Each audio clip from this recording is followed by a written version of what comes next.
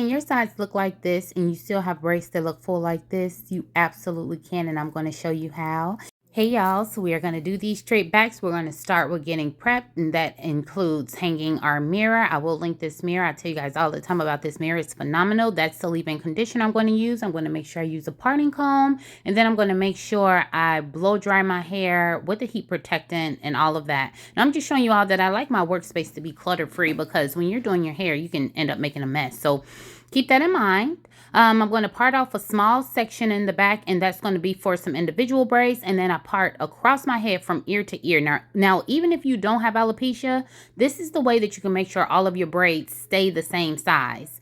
So first, I part across the back, and then I part straight down the middle for my front half, and straight down the middle for my back half. I'm going to make 4 little sections out of what I just parted off, so you should have 5 in total.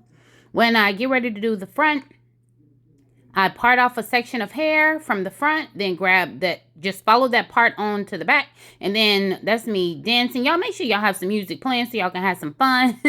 But before I do the back, I actually do a couple of braids in the front so I can make sure that I make the braids in the back the same size, so that the braids in the back don't end up being too small. So I use those 2 braids as a reference, and then go ahead and get that back finished.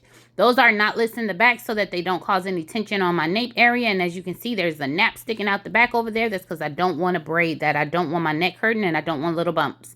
So I'm going to just, I actually part out a little pieces to make sure that I have enough hair for the rest of the braids. But this is just the process. I make the part, I follow it up with my mixed edge control, and then I go ahead and clean my part up. I put edge control on all the outside of the braid and my edges that you never want to braid those. I go ahead and put edge control and push that to the front. And then as you can see, guys, I braid down 5 times. And then I start adding small pieces of hair into my braids. That's 2 pieces so far, 3 pieces. Like I braid down a couple of times, and then as I feel a braid getting thin, there's 4 pieces. I add more pieces of hair. Now you're going to add as many pieces of hair as you want, but I wanted to show you guys how many pieces of hair I'm adding to each braid.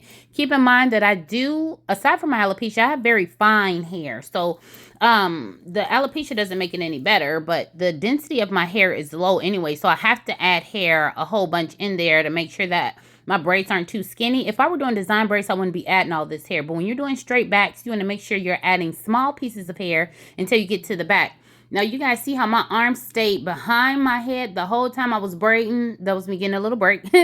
But the whole time I was braiding until I got down to the bottom, and then I twisted my hands around the front. You want to do that to make sure you keep the cohesiveness in your braid. If you start twisting your hands around a whole bunch, it will affect how your braid looks. And I was dancing around way too much, like way too much, but it was some good music playing. So I was vibing and dancing, but you know, you just want to pay attention to your hair and not be bouncing all around like I'm doing, but still enjoy yourself, shoot. But I don't know if you guys paid attention, but I did take edge control and I rubbed it on my natural hair before I braided it on down to make sure that it would blend in with the hair. Like rub a little edge control on there, comb it through with your right tail comb, and then make sure it's smooth. And then I pull braids from the front to make sure that everything is the same length. Now let's go ahead and get started on this area with alopecia.